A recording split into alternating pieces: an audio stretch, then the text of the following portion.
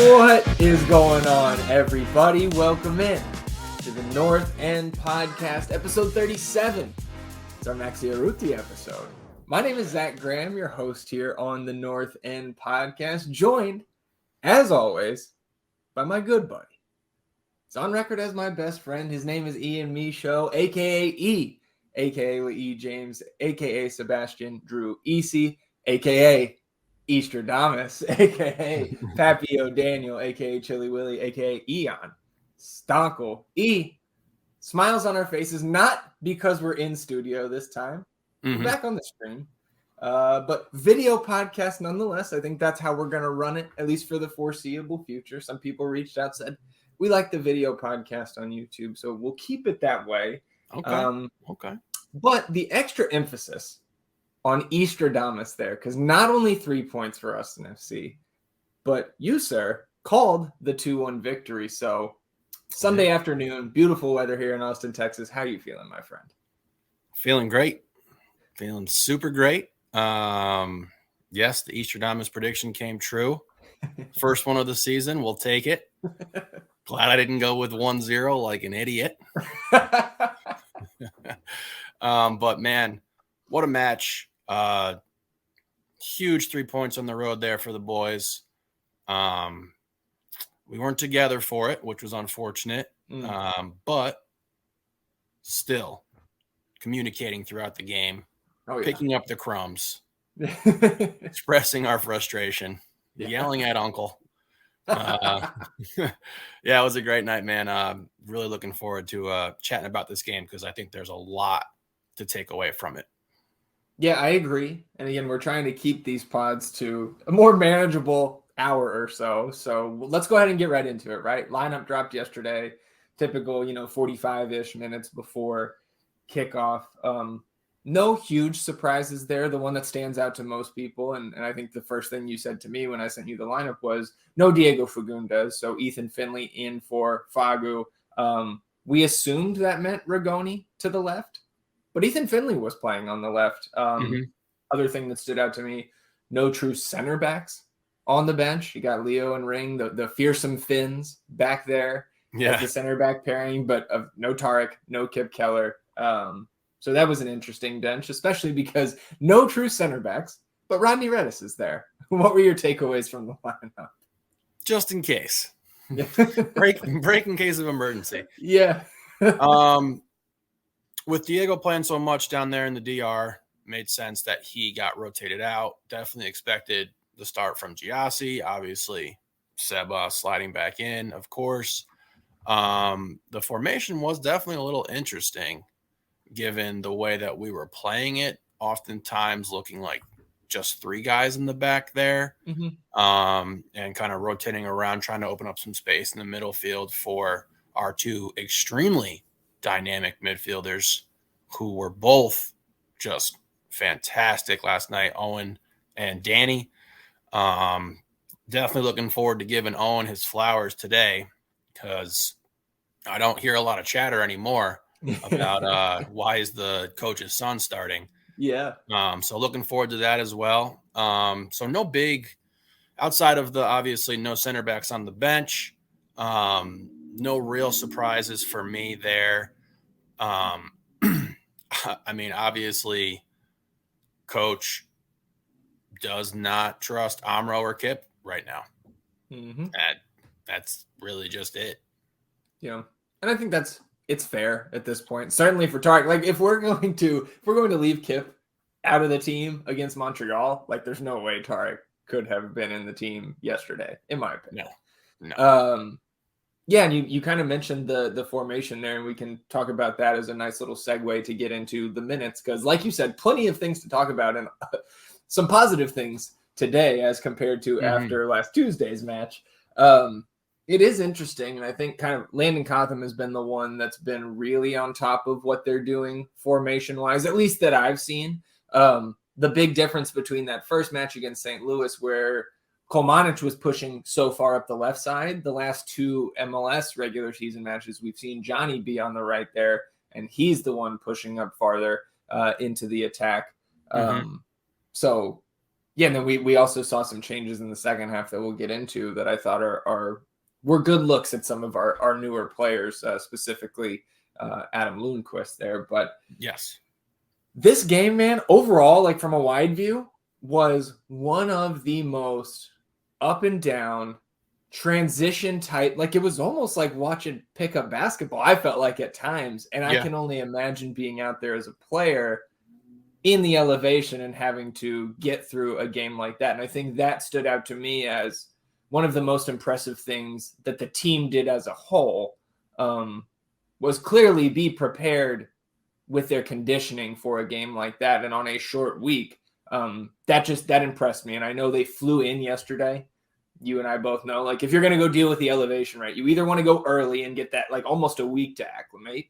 Yep. Or you just go and you shock the system and you get off the plane and you play. And Yep. It seemed like they did the latter this week. And I guess they didn't really have time to do much else. So also, you don't really want to just like be hanging out in Utah for a week. yeah, sure. That's maybe the most important point there. Yeah. 5th minute, Rubio Rubin, my favorite name on that team. He's a fucker, man. Yeah, he gets free down the left. He was causing some trouble early. Mhm. Gallagher made a great sprint to kind of just usher the ball out. And I know it was early, but that was just another play where, and there's multiple in this game where I'm like, holy cow, is Johnny G fast? Yeah. And just like his overall hustle is just, oh, we all know that, but it stood out again in this game. No, he looked exceptionally fast yesterday. I mean, he was unleashed. Yeah. Yeah. Rubin again, this time down the right side, gets a dangerous ball in the box on the ground, and ends up getting cleared out by Ring. Kind of another, we've seen him do that a lot in the last 2 games. It's kind of that sliding clearance, or like almost like a save, right? Clearing those dangerous crosses out on the ground. And then 2 minutes later, you talk about Gallagher being unleashed. Banger. Absolute banger. And so like there's 2 aspects to this that I think are really important and have been talked about. I'm not going to say Optajack took our tweet and ran with it. I don't think that's what happened, but they did tweet it about a half hour after we did, because I was watching the rewatch this morning. The buildup for this play, man. And I know you did your rewatch as well. This is what it's supposed to look like. Yep. Right out of the back, starting with Stuver just rolling the ball to Leo. 19 passes, just over a minute of possession. 9 of the 11 players on the pitch for Austin touch the ball in this play. And then, of course, it ends in just a moment of individual brilliance from Johnny, because, I mean, he takes it from, 35, 40 yards out, darts from the right sideline to the middle, on the ball, rips a shot with his left. And again, both goals this season for Johnny G, left-footed shots. He is right-footed. Yeah. So, I mean, he is right now the best performing player, I think, on the team. Certainly in the box score over the first 3 games, but like, to me, he's the name that is coming up the most in fan reactions, Twitter spaces, on Twitter, wherever. People are impressed with Johnny right now, and for good reason. Johnny Top G. Oh, Dani might like that one. Yeah, I mean, we touched on it on a couple episodes earlier where we didn't get the result, but we had that buildup. Now, this type of shot is not a high percentage one, so we can look at it from both standpoints here, where we had this really good buildup and we didn't get a good attempt in a previous game. I can't really recall which pod we were on when we were talking about this, and how we just needed to trust that this is what it's supposed to look like. Right. And then on the flip side of that coin, we have a play with, like you said, just individual brilliance, and he just absolutely rips one in that upper right corner. Goalie had absolutely no shot, caught me off guard, just caught me so off guard, because I was like, what the hell? He's shooting this, and then just in the net. So yeah, like that's how we want to play, and that's what it looks like when it's firing on all cylinders. Yep. And to your point about Johnny Top G, yes, he's been like the most impressive in the box score. But he also has done countless things that won't show up in a box score that just have been huge for this team, especially in last night's game. A couple defensive recoveries, to jar the ball loose. Obviously, you spoke about the first one right there at the start of the game. He's been incredible. And, Seba was singing his praises a little bit earlier and saying, like, he was coming on, and we should have listened because he looks damn good right now. I feel like those two have kind of formed this interesting friendship, or maybe, like, for me at least, an unexpected. Yeah. What? No, which one? In the locker room. After they're standing next to each other. They're standing next to each other. They're doing the same thing. Like, I was like, all right. Yeah. Well, that's both of Galley's goals. Seba has gone up next to him and done the, little celebration that seems to be Jon's this year. I think he's taken that from some other player. Again, not a huge fan of the, like, top 5 leagues over in Europe, etc. So I know that comes from some other well-known player, and I'm sure if somebody jogged my memory, I'd be like, oh yeah, that's right, that's who it is. But for us, right, that's Johnny's celebration now. So yeah, we like it. 14th minute, another long Austin buildup. Ends up on a long ball, kind of, I won't say won by Driussi because an RSL defender kind of heads it back. Driussi ends up getting onto the ball there. He ducks into the box, kind of going to the left and cuts back across to the right. Our boy, Rigoni, runs onto it, fires a shot right at the keeper. And again, like, I know this is going to sound like a broken record, not just from us, but from anybody else who's been defending Rigoni and or pointing out all of the good things that he has been doing. And despite him missing this chance again last night, I thought he had another good game. But again, these chances in front of net, not doing anything to calm the people who are on his ass, about him not scoring goals or having assists. But we saw Coach Wolff say in the post game, talking about Rigoni, saying, like, I wouldn't be surprised if he's both our leader in XG and expected assists right now as well, because there were a couple other chances last night that he created, put right into the area where a couple attackers on the Austin side just couldn't get to it. And again, broken record, but the numbers on the score sheet will come. If he continues to play like the way he has through the first 3 games, we're going to be happy with him at the end of the season. I agree. Obviously we've preached that the entire season that, we're pro-Goni. We were doing that. We were doing that last year too, It's pretty much been since day one. For sure. And again, so a couple things. He clearly likes shooting with the instep of his foot. Yeah. I think that we have to just, like, acknowledge that and take it on. And it also looks like he's probably more comfortable shooting left-footed. Sure. Than he Especially is after that cutback, right? Trying to get that ball onto his left foot on the breakaway, which we'll touch on a little later. I mean, nothing that was a shot that doesn't give a professional keeper any sort of issues. And again, this is a game of centimeters. We're using the metric system, I think. Some centimeters, and he hasn't put one behind the keeper yet. And I know people are frustrated, but please just take a bit of a deeper look into everything that this guy does for the team, the balls that he delivers, the balls that he wins in the air, because he wins a lot of balls in the air for us. And now with that sweeping kind of cross, switch the fields kind of ball that we're really instituting and, coach is calling for, that's great news. And he's also capable of delivering those balls really well.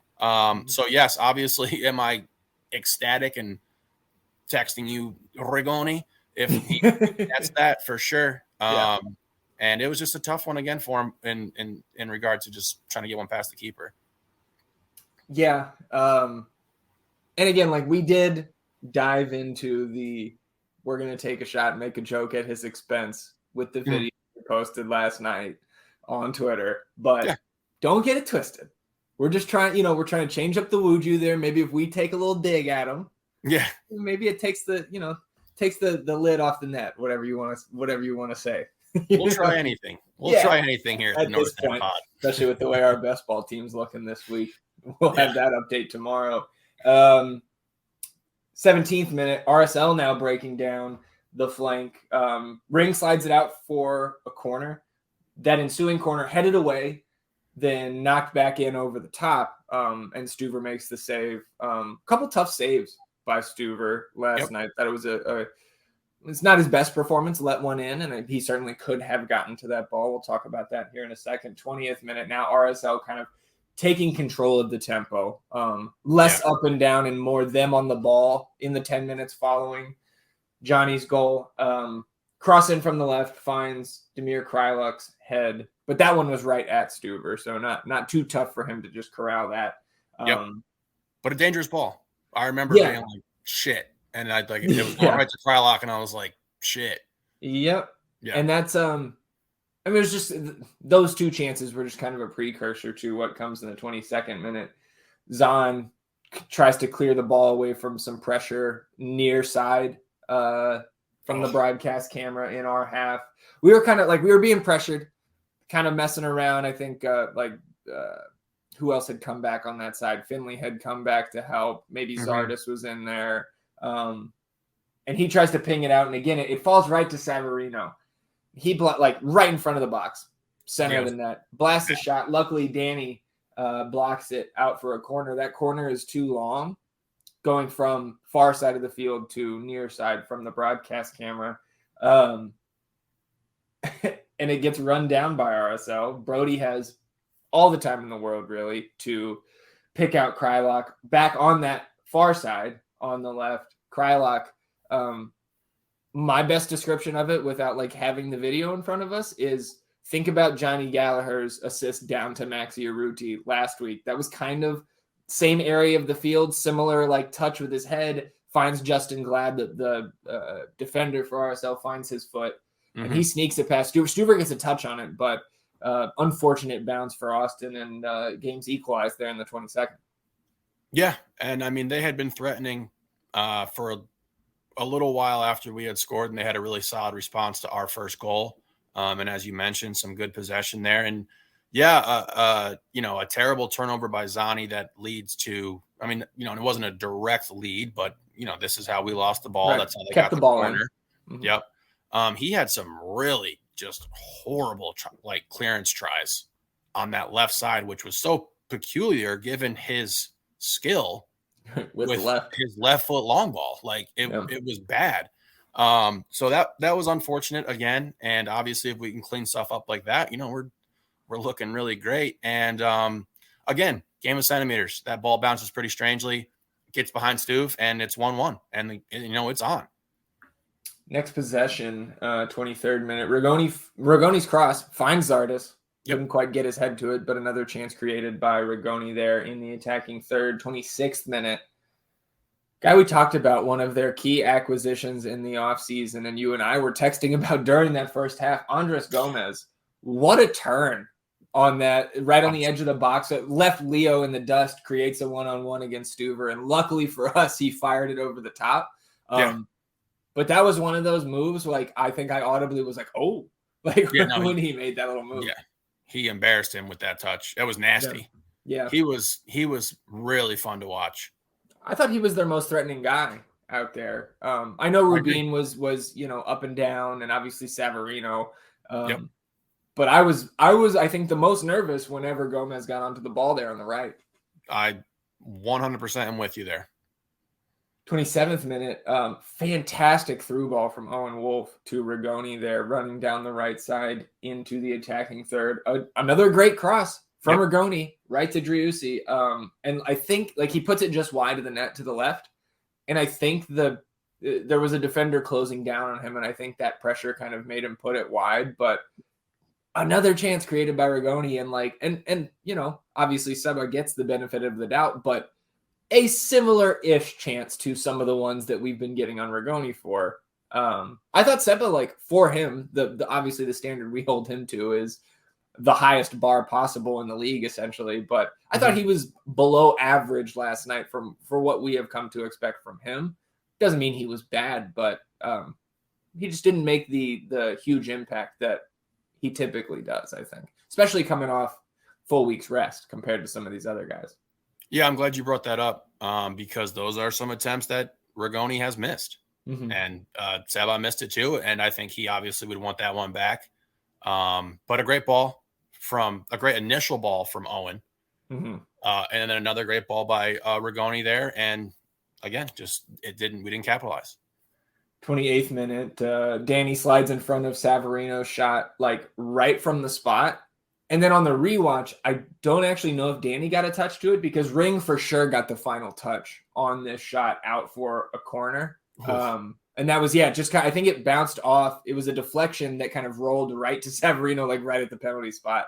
And luckily Dani and Ring are standing there. But in my notes, I wrote holy up and down soccer. Like it's still like, I cannot believe how some of these guys made it through that game in the elevation. It was a fun game, man. Yeah, it was. And like, obviously it's a lot easier for us to say that because our team came out with the 3 points. But I think from like, if there was a third party just watching that game, I think it was pretty damn entertaining. Yeah. Imagine if RSL's fans didn't suck. How popping that. They were, shout out Mateo up there. Did you hear the one trumpet over their entire fan base? Yeah. Like we have one trumpet and what looks like 15 or so fans up there. And we could still hear the Verdes on the broadcast. Those fans were weak. Yeah. Well, just like Utah. 32nd minute, another great sustained buildup for Austin. Culminates in a Driussi cross, looking for maybe Rigoni, maybe Johnny G on the backside there. The ball kind of fell in between both of those guys. Like it was over Rigoni's head. Gallagher was a step or two late coming in to tap it in. So again, another great chance that the offense is creating. And it's just, one of these days, one of these games, we're going to get on the end of 3 or 4 of those instead of 1 or 2. And, we're going to have the scoring output like we saw last year in some of these games. It will come, especially with teams like Houston, Colorado up on the schedule on the MLS side. Next, minute later, Owen Wolff opens his MLS account. But like the build up to this again was a little bit less team oriented. There were like 8 or 9 good passes building up to Owen getting the ball. But what stood out to me about this play was almost all him. Balls being played kind of around the half line, near side to the broadcast camera. Owen is standing more near the circle, and he darts in behind that RSL midfield line and ends up getting the pass, I think, from Seba, but whoever delivered that pass to him, like he clearly was like, hey, like he made this run, was seen, and then he turns and he's got all the space and he just puts on the afterburners, takes the ball down the field towards the net. And so obviously we can talk about the goal. Fantastic shot. Like on the replay, maybe a no-looker, and maybe that's how he like got that past McMath from so far out. But obviously absolute banger. But him taking that space on the rewatch is actually what stood out for me more, because I remember last year at SKC, I think this was the second goal right at the end there where Diego ended up assisting to Driussi. Seba did his little dance. They win 2-0. They get out of town. Earlier in that play against SKC last year, Owen was similarly near Seba to his right, and Seba on the ball openly gestures like, man, take the space. Then is right here. Like he sees it, and Owen at 17 years old didn't see it. It wasn't obviously the exact same play or situation, but like him taking that space without somebody telling him to, like we've seen the improvements defensively from Owen this year, right? That's what won him the spot in the preseason. But to see him take that space and like that light bulb come on, it's just how I felt watching it back. Like that was so encouraging to see. And then obviously the finish is top notch. And everybody around MLS Twitter, our buddy Tom Bogert, everybody's like, Wolff, golazo. Absolutely. It was beautiful. And I do think it had to have been a no-looker given the keeper's reaction. Also, I didn't think he was preparing to shoot that. Really? Another one that kind of caught me off guard there. And I'm glad you talked about Owen on the defensive side of the ball, because as incredible as that shot was, the thing that he is best at is dispossessing the opposing team when he's on ball. He is a tenacious, pesky defender. He knows how to kind of get around people and find the right areas. So yeah, just a really a coming out party for Owen there. And him and Dani were just so dynamic. And I know that you talked about Seba maybe not playing up to the increasingly high expectations that we have for him. But Dani and Owen were stellar. Johnny, obviously stellar.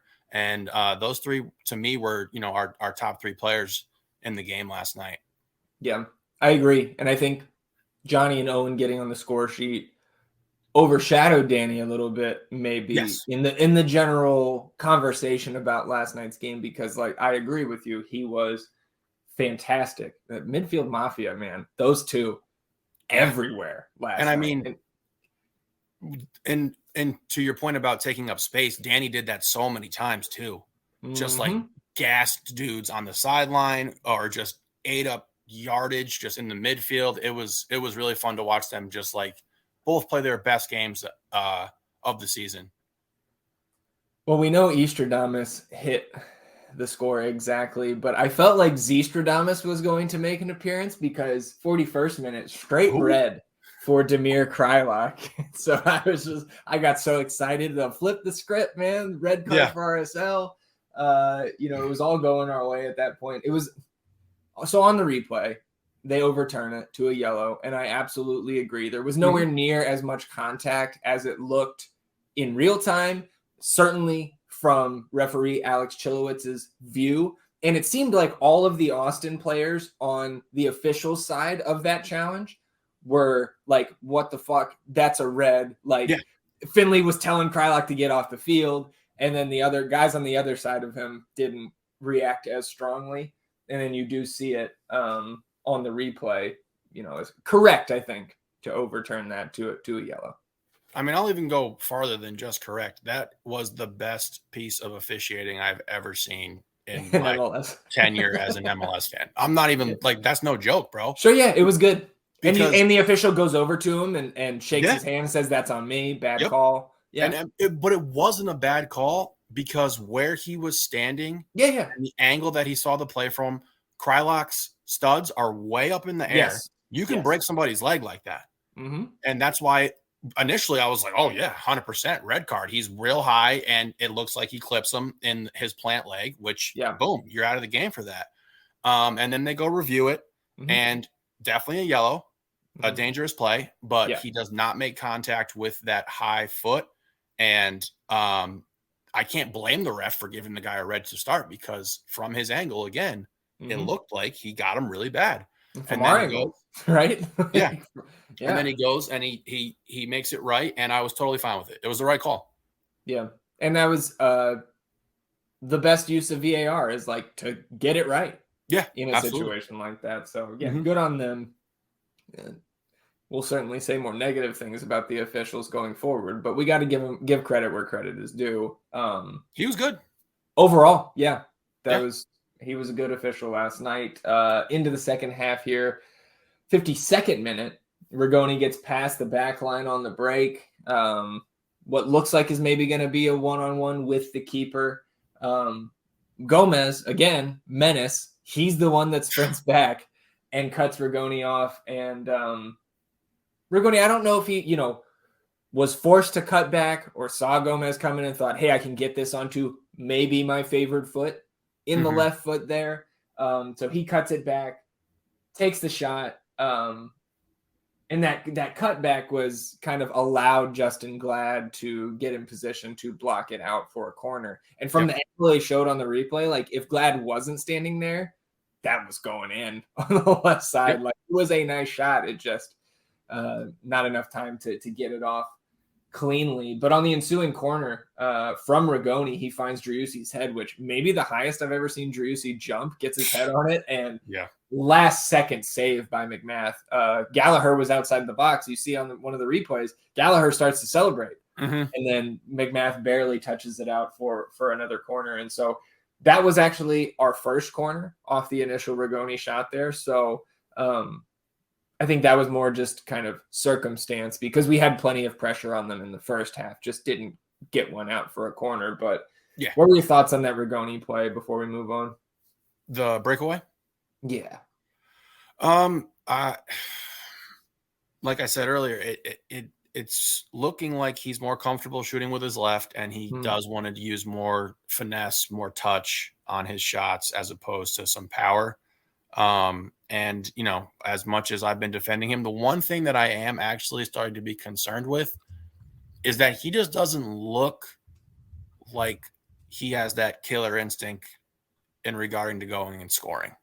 Mm. I think he's much more of a guy who would rather set somebody up for a goal. Sure. Than to be the one taking the shot himself.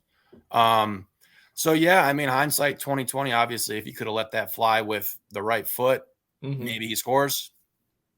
Gomez, probably the fastest player on the pitch last night. Next Him to or Johnny. Yeah. Him and Johnny, just absolutely speed demons. Got back and made a solid defensive play. And again, he's blocked again. Who was it? Kyoto versus Montreal who got him? Yes. Yeah. So it's tough. And you brought up the quote from Coach earlier about the expected goals and the expected assists. And I did try to go look at that a little earlier, but it's missing some data right now. I from think last it's from night. Last night's game. Yep. And I mean, both of his shots have a high expected goal. You would think. Yeah. And especially, you get across to the best player in the league and he misses. That's a high expected assist chance. Yeah. So we'll get there. It will come. It'll happen. So McMath pushes that Driussi header out for another corner. So that next corner, Rigoni's taken both sides of the corners here. That one's cleared back out. We swing it back around to Rigoni. He fires it back in again. That one was cleared out, and Jon Gallagher runs onto it, and he kind of dives in on the left side of the box, gets a low cross off that finds Alex Ring, slots it in 3-1, whistled off sides. Show the replay, which Ring was not visible on our screen when that pass was made, so we didn't see how fucking he was 3-4 feet offside, just hanging out back there. So false alarm there. Then 57th minute, Andres Gomez, another slick turn on the right that ends up in a cross headed by Ring. That header falls to Savarino, and Rigoni blocks that ensuing shot out for a corner. So again, Gomez continuing to be a threat, and I don't know how many, Savarino is another one of those players, and obviously we know he's good. You were pushing me to take him in the best ball draft, which certainly wouldn't have been a bad pick, but he knows where to be, it seems. A lot of those deflected balls or what, he was already just roaming the area where something would fall to him. And it was just another opportunity there. And we were lucky, I think, that he didn't punish us more. I agree. And Gomez's 0 to 60 is just insane. Yeah. His first step and 2 peak acceleration was really impressive to see. And Savarino was all over the field. And again, just a smart player. They have a good team. Mm-hmm. They're good. Yeah, they're scrappy, and especially up there, right? Yeah. I think when they come down to Austin, I think for me that's them in Colorado. Come get your whooping out of the elevation down in the heat. Yeah. Let's down here where it's 158. Yeah, let's see how you guys do down here. 61st minute, we see Adam Lundqvist come in for Željko Manic. So the most extended look we've seen at Lundqvist in MLS play. Yep. And I thought overall, because he doesn't show up too much in the minutes, the breakdown that we have left, I thought he was very solid coming in. None of the subs last night were super impressive. But Lundqvist, I think, was solid, and it made me feel good to see somebody new-ish come in and not have something glaring stick out that we're all bitching about the next day. What would you give him? Letter grade. Lundqvist? B-. That's what I got him. Okay. Yeah. I think anything less than that is just it's pretty harsh. Yeah. Too harsh. But he didn't do anything that increased it, right? He did his job. For sure. His job.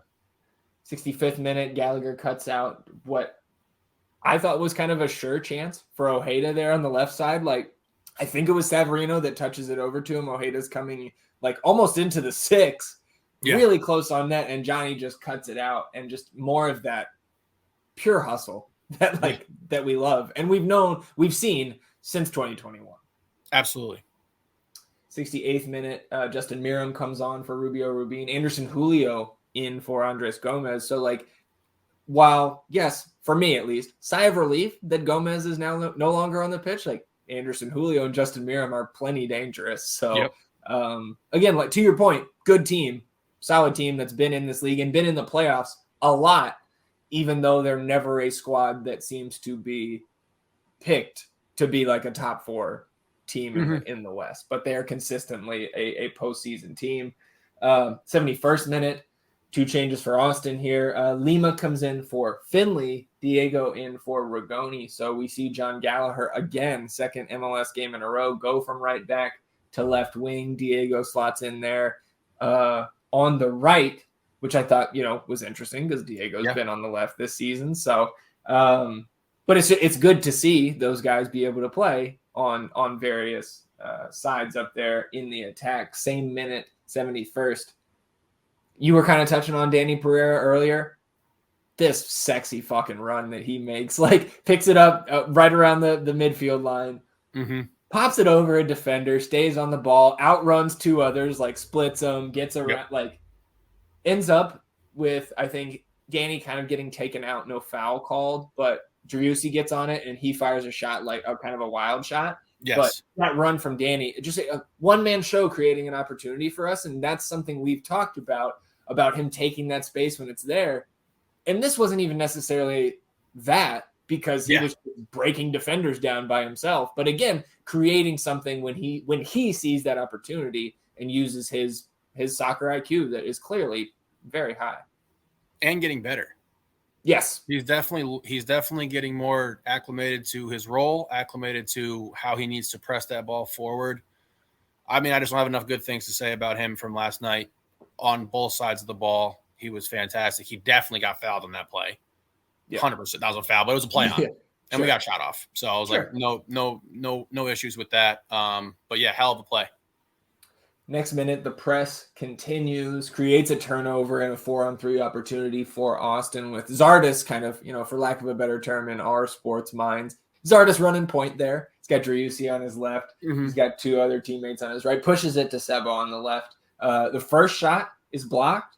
Second one parried by McMath towards the middle of the box, and Zardes can't quite get to that offensive rebound, if you will. And it gets cleared out. But just again, like, it was good to see the press working with Zardes in there, 70-plus minutes into the match and creating chances like that still.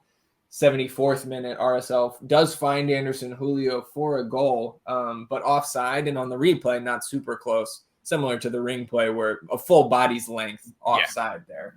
No, I don't even know what he was mad about. Yeah. He got really upset. I was like, dude, you're so far off. Yeah. I think the announcers were like, he thought he was on. Yeah. But, 76th minute, Diego Luna comes in for Jasper, lawful send. And in that same minute, I think the next play after the sub, Krylock's header off the corner almost finds the bottom corner of the net, but Stuver, diving save. Again, another good performance out of Bradley Scott.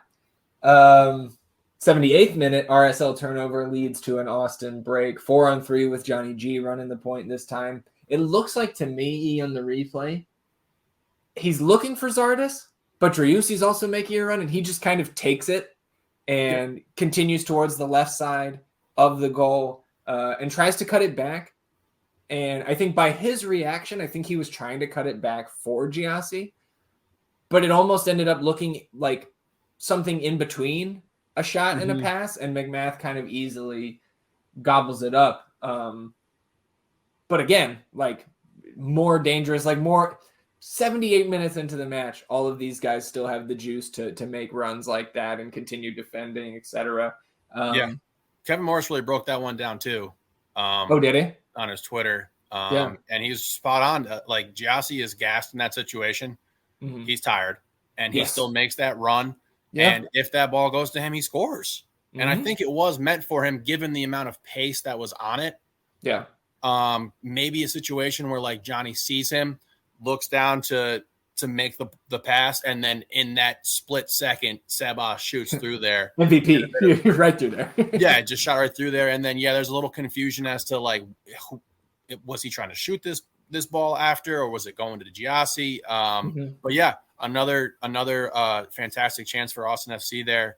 And Giassi, another guy who has played really well, and it just hasn't translated into a goal yet. But again, that will come. I mean, we have 5 goals in the season right now? Like, how many goals do people expect Rigoni. You're right. Like we Yeah. only have 5 goals as a team.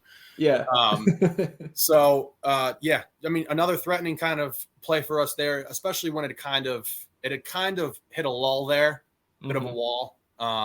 So that was definitely encouraging to see, to your point.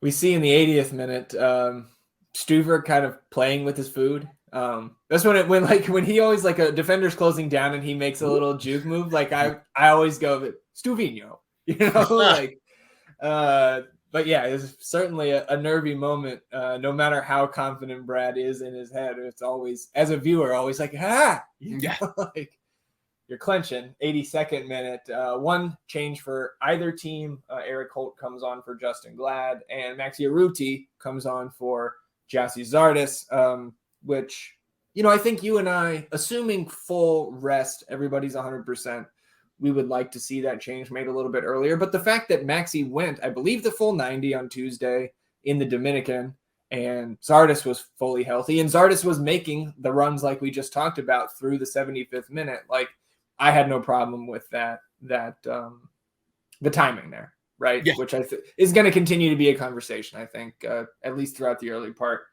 of the season. 85th minute, Austin on the break again.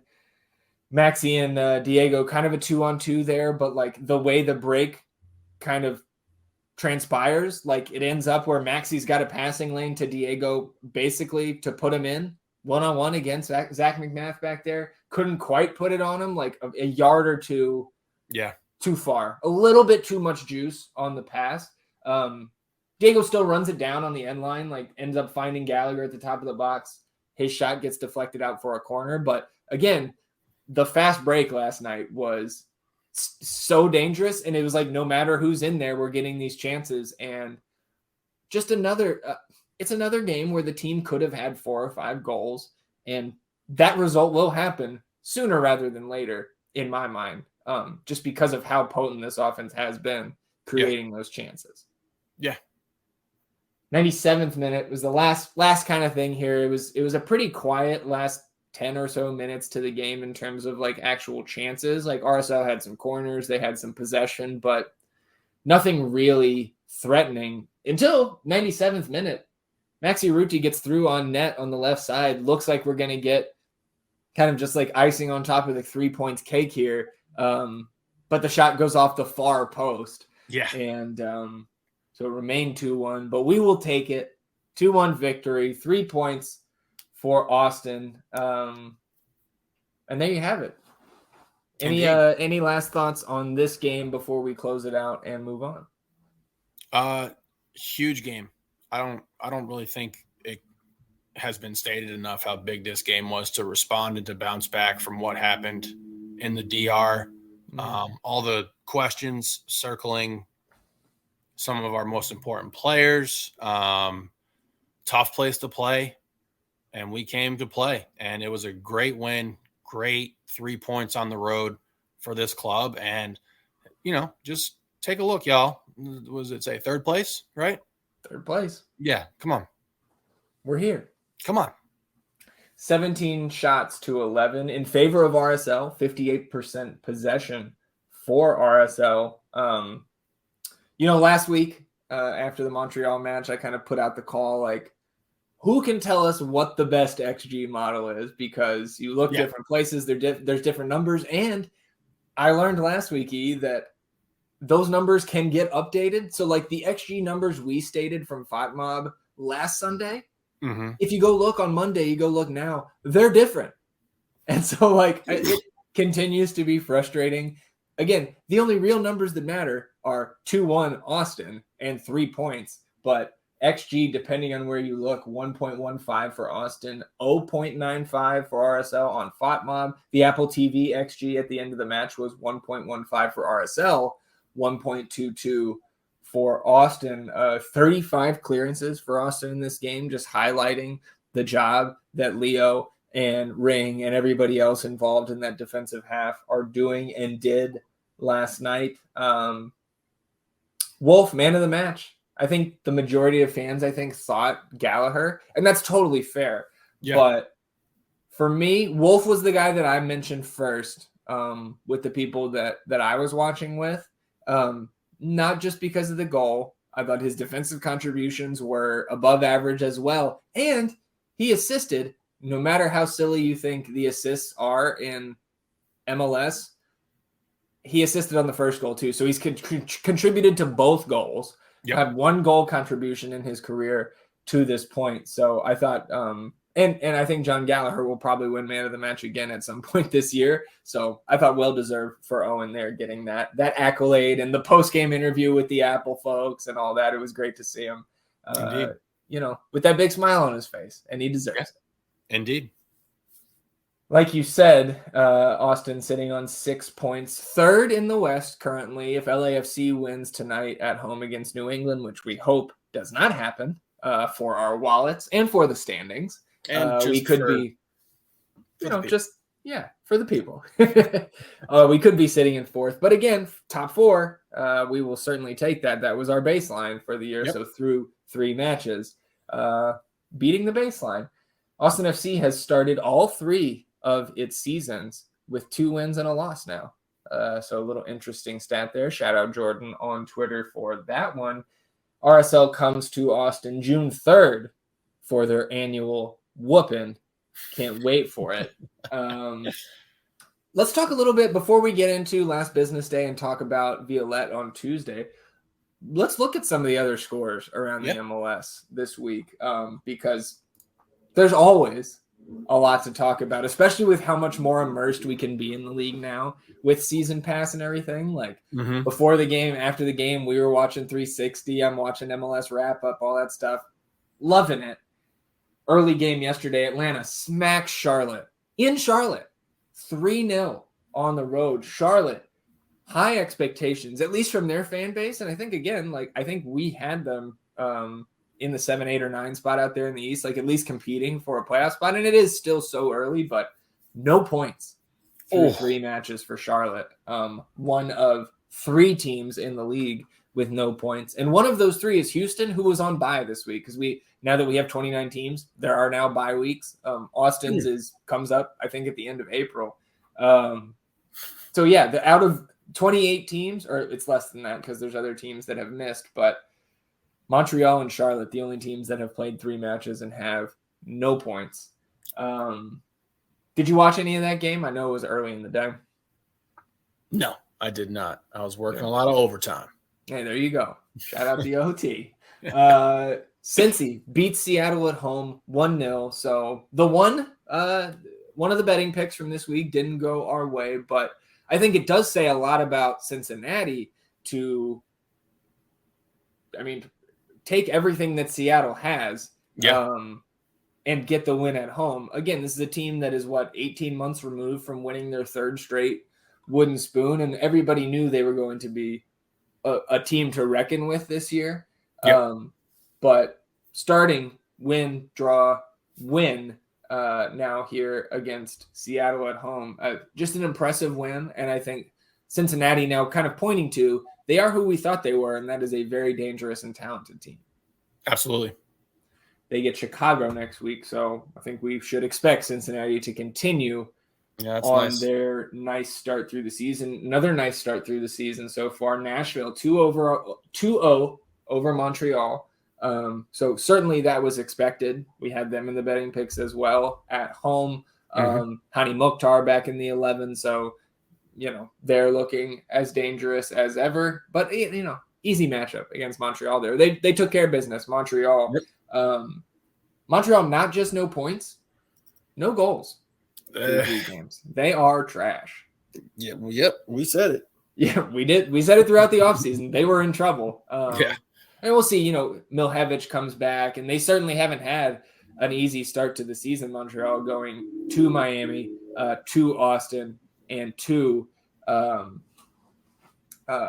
Nashville. They are on the road to start the season because of the weather up there in Montreal, trying to stay away from, you saw some snow games. Certainly up there in Minnesota yesterday, which just looks miserable. No thanks. All right, let's talk about these assholes. St. Louis City, 9 points. First place in the Shield standings through 3 weeks. Late goal in Portland gets them the 2-1 win. Ian, they are the first team since Seattle in 2009 to win their first 3 matches in club history. They are also the first team with 3 straight comeback wins since the Galaxy in 2015, and the first team ever to have 3 straight comeback wins to start a season.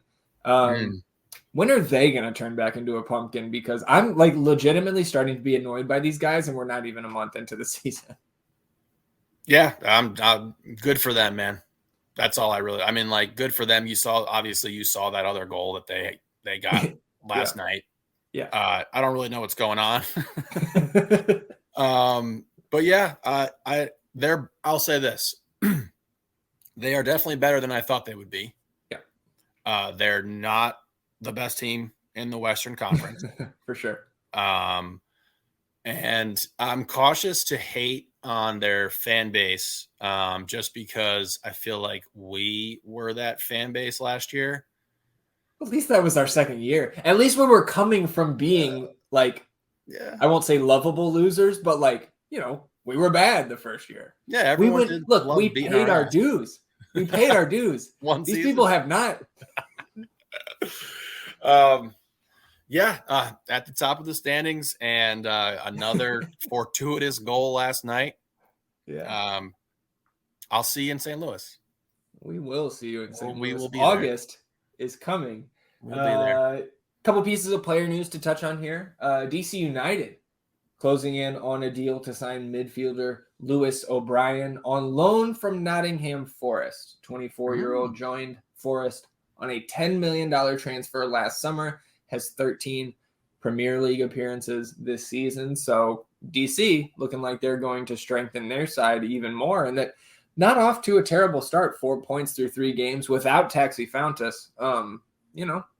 You love to see that for sure, having DC on your points draft team. Galaxy finalizing a deal to sign Argentine youth international Julian Aude from Lanús. He is a U22 initiative signing, 19 years old, highly rated, 54 appearances already there in the Argentina Premiership, 3 caps for the U20s there in Argentina in the South American Championships this past January. So another, talented young player, U22 signing for the Galaxy. And then finally, shout out Guillermo. Roberto Firmino is expected to leave Liverpool in the summer. Yep. MLS teams are interested, of course. St. Louis reportedly has interest. And when Firmino was at Hoffenheim, Luch Pfannenstiel, our second favorite sporting director, was the sporting director at Hoffenheim. So there's a connection there. The Philadelphia Union sporting director, Ernst Tanner, was also at Hoffenheim during Firmino's time there. So there's a connection to Philly. The Nashville CEO, Ian Are was at Liverpool during his tenure. Okay. And LAFC, of course, was also mentioned in the Firmino buzz, but none of those say Austin. So, I mean, we do have Guillermo. So we do have Guillermo. He has. There's a tie for you, Firmino. Yeah, we have as strong a connection as anyone in the league. All right, let's talk a little bit of last business day here. Austin FC 2, obviously not a ton coming out about those guys right now, but the schedule did say, we brought it up last week, that they were supposed to take on Richland College at some point last week. We got confirmation that game did take place. Austin FC 2 beats Richland College 3-1. Source said Austin FC 2 did not feel like they played their best match, nor did they feel like Richland was great competition, but still come out of there 3-1. And we're expecting that schedule to be released. Of course, right? The season's supposed to start in 2 weeks, but expecting that schedule to drop any day. So when it does, we will be all over it, analyzing what FC2 will be doing this season. And then if we look ahead on the Austin FC2 schedule, they still have 1 preseason match remaining, and that is an inter-squad scrimmage this week. I imagine this coming weekend. So we'll be on the lookout for any crumbs we can pick up about that. If we pick up a date and time, maybe we can get out there and kind of see if they're running an A team versus B team type of deal and kind of piece together a potential starting lineup, because again, that season is supposed to start the final week of March. Anything else for you on the MLS news, the standings, FC2? What's Galaxy's record right now? Galaxy have played 2 matches, again, because they were postponed in the El Tráfico there in week 1. They are sitting on 1 point, a draw and a loss. Obviously lost to Dallas in their opener, which was week 2, 3-1, and then draw against SKC on the road last night, 0-0. So did not help our Ricky Pooch points for the best ball team either. All right, let's get to Violette. And I guess we'll start by saying, apparently now, according to Jorge Iturralde there with Club Deportes, CONCACAF had issued a statement earlier this week that Violette had assured CONCACAF that they had enough visas to travel and play this game. Now, Jorge has said this morning on Sunday that there are 10 confirmed players and 2 confirmed coaches. And so now I think there is some serious question as to whether or not this match will be played. And I guess I have 2 things to say. We kind of joked about it on Wednesday's pod. Is like, I hope one of those coaches is fit enough to go out there and play, because you guys come, and also guess what? You can play with 10 guys. Yeah. So let's make the match happen. Again, it's not Austin FC's fault. And we talked about on Wednesday at length, Violette deserves every chance to play this game, quote unquote, fairly. But if postponement is not an option for CONCACAF, then we're either playing it or we're going through. And as unfortunate as that would be, it is what it is. All that being said, I really hope the game happens, because I want to see Violette try to defend this lead, and I want to see us try to make the comeback. Yeah, I'm kind of flabbergasted at this situation. Like, how long have we've been the Caribbean champions since last summer? Yeah. So I don't understand.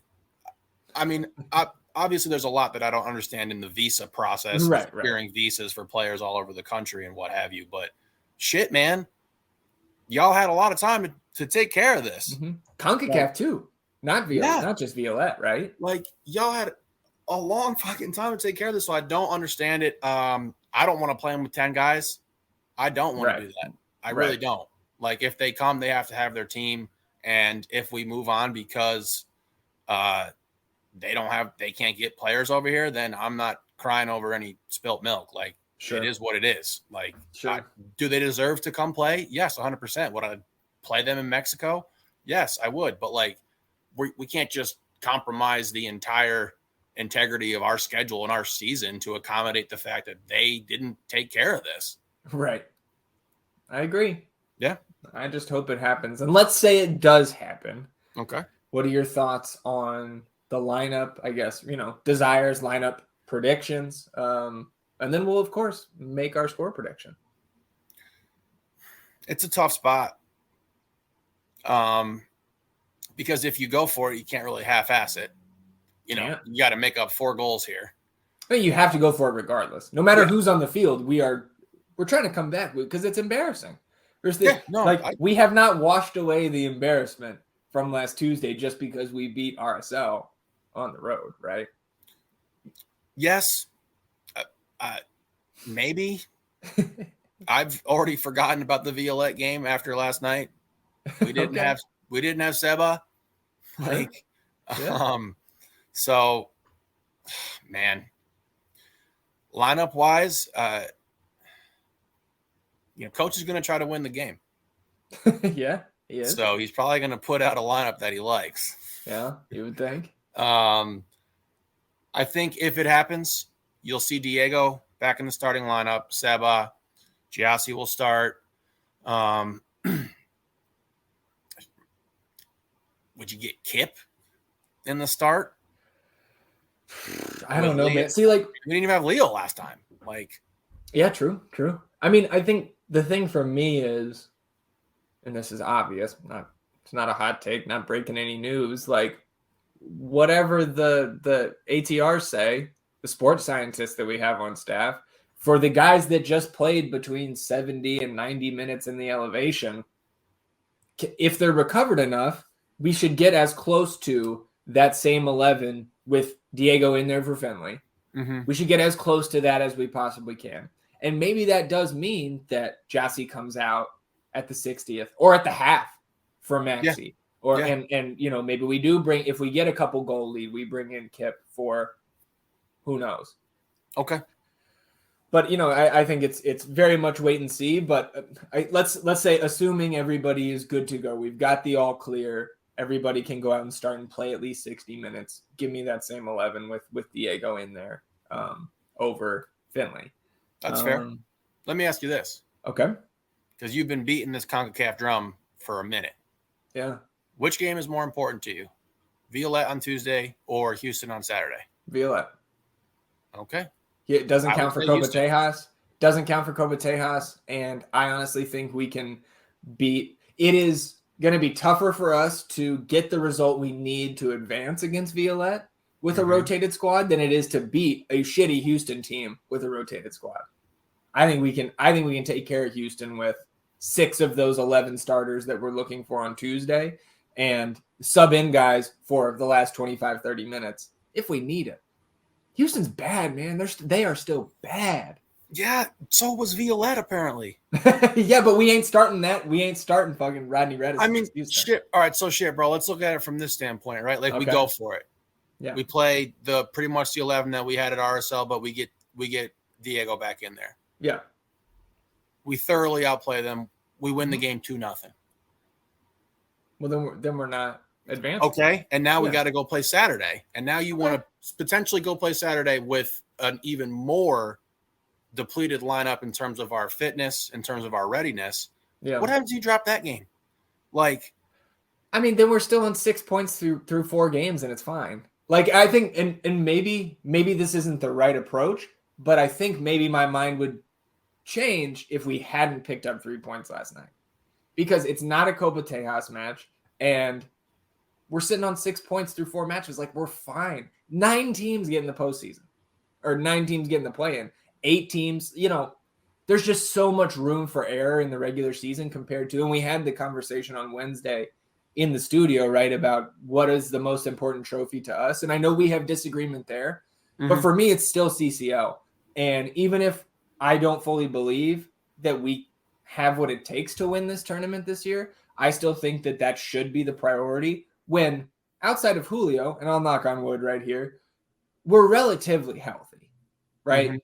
And so, like, if we take a couple losses here in the early season, I think we're going to be able to make up for that. And I don't think we're anywhere close to, hey, we're in danger of missing the playoffs. And I'm not even talking wild card game. I'm just talking top 7, right? Like, there is no thought in my mind right now that we are anywhere close to looking at a scenario like that. Because, like, we have not been able to go to RSL and get a result. And on a short week, albeit with, you know, Seba and Leo and Ring not traveling and Dani not traveling, some of those guys still played out there in the DR and went through the travel, and it was a short week for them. And so, you know, I'm all in on CCL, man. I think that's just, it's the most prestigious trophy that we have on the continent. Gets you to the Club World Cup. We should be putting all our eggs in that basket because we get US Open Cup every year. We get Leagues Cup every year. We're in those competitions automatically.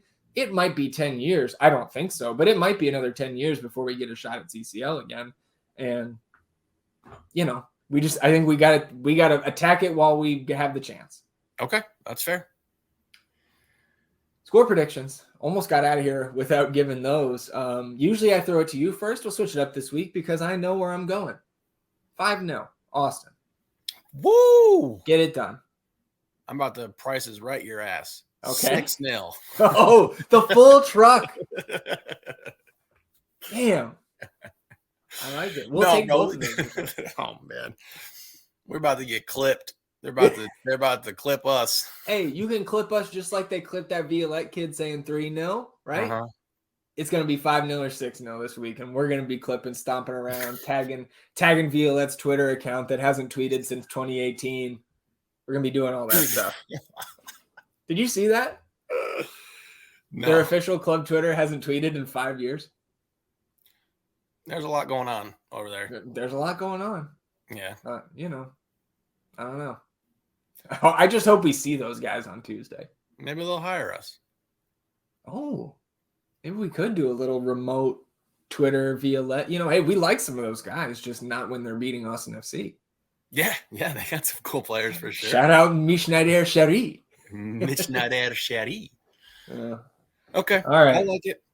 Yeah, 5-0, 6-0. Let's get it done on Tuesday, and let's meet back up on Wednesday, recapping, hopefully, an Austin FC advancement to the quarterfinals of CCL, previewing the non-Copa Tejas, but still rivalry match against Houston in Houston this coming Saturday. Looking forward to it. Obviously, we'll have other CCL news to break down. Maybe we've got an Austin FC 2 schedule to go through, and certainly there will be more happenings in the MLS for us to discuss. Well, as soon as we stopped recording, and Gotham tweeted some breaking news about the Violette match. Good news. It appears the match is on. Landon says, and he is quote tweeting Jorge's tweet from earlier today, talking about only 10 players and 2 coaches from Violette have visas. Now, Landon updates says, per source, Violette has registered multiple U.S.-based former pros to fill out the bench for their CCL match against Austin FC. The source confirmed Jorge's reporting that many players can't travel, but added that Violette expect to have enough players to play on Tuesday. He then goes on to answer a couple of questions that were posed to him. In his replies, he says, it seems like these reinforcement players may already be on the roster that Violette submitted to CONCACAF. There's pretty limited information about any of these players online, as we know, trying to look up the players that did play in the first match. As he says, so it's hard to know who was an active player and who was added to fill out the roster. From what Landon can gather, he's guessing these reinforcements will be players who used to play for Violette or other Haitian clubs and now live in the U.S., but he's not entirely sure. As I think all of us, not entirely sure at this point, but ultimately, game on. I hate this tournament. It's like a fucking AAU league. It's crazy. Mm-hmm. Like, what? All right. Yeah, I mean, trust me, I'll be at the game. I'll be excited that there's a game, but this is just ridiculous. This is ridiculous. This is a professional fucking, you said it. This is for the premier, premier trophy on the continent. And we're playing a team who doesn't have enough players to come to this country, and now it just is getting dudes off the street. I feel like embracing the chaos is just the best path forward, and I'm super excited that we're for sure gonna be at Q2 on Tuesday. Yeah, I'm excited for that. For sure. We'll be at Q2. But we appreciate you tuning in, sticking with us a little over an hour here on episode 37, our Maxi Arruti episode. If you've got 5 seconds to rate, review, and subscribe to the podcast, wherever you get your podcast, Apple, Spotify, Spreaker, etc., Google Podcasts. We're out there on all those platforms. Give us a review. Help us grow the pod. And if you're listening on the YouTube channel, hit that subscribe button. You can hit the notification bell to know when a live stream pops up or a new episode gets posted. And hit the thumbs up on this video. That like button helps us battle the YouTube algorithm overlords. Atone for your sins. Help us grow the pod. So for E, I'm Zach. Vamos Austin FC, everybody. Goodbye.